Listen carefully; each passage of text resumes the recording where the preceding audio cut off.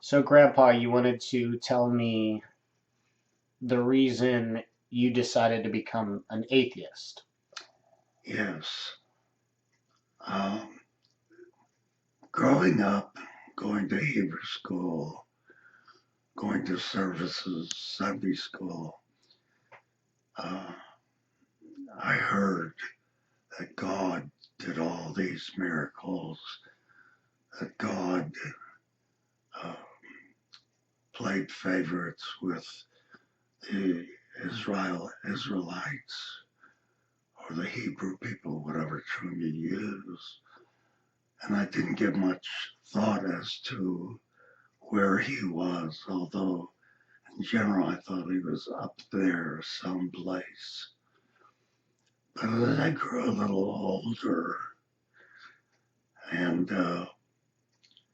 gave more thought, I began to realize that God couldn't live up there. That that being, whoever he is, he couldn't be up there, and he certainly couldn't be down here, or he couldn't be under the earth. So I thought more and more, really, where is he? But even more important, I began to realize that I had to be responsible for things that happened to me.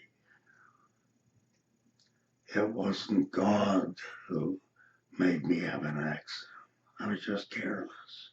How old were you when you had this sort of realization?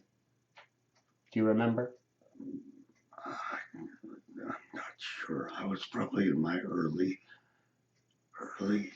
30s by Hmm. then. I had so much going on with school, college, and internship and other things. Didn't have a lot of time to consider my concept of God. Had you been practicing up until that point? No, I did not. I had not discussed it. I had not said anything to anybody. I lived in the community, either Aliquippa or St. Louis or wherever, where I assumed there was a God, whatever he or she was actually. But then, as I mentioned, I decided God didn't make accidents. I made my accidents. God didn't make more wars favoring one group of people. Everybody had to take his own responsibility. And I practiced that. If something happened to me, I thought about it. So as time went on, that got stronger and stronger.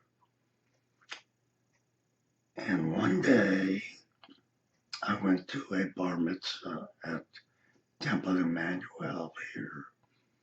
Came in a little bit late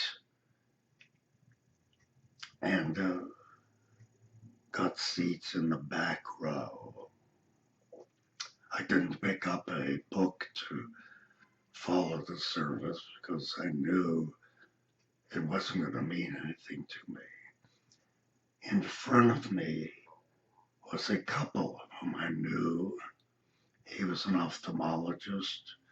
She was a bridge player and so on. They were praying. They had books open. They would bend their knees and bow their head and straighten up, and they would over that. And I was thinking to myself, they are bowing and bending the knee to someone I don't know anything about. I don't know if they do, but I know I don't know anything about him. And I'm not going to bow the head or bend my knee. And I think that was the beginning of a very strong feeling that I did not believe in a God or on the God. I was going to believe actually in myself.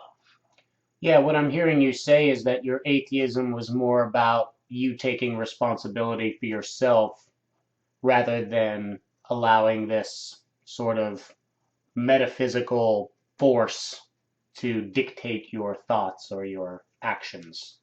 You're right. That's a very important concept in itself. I take responsibility. I am wrong. Okay. I'm right. Okay.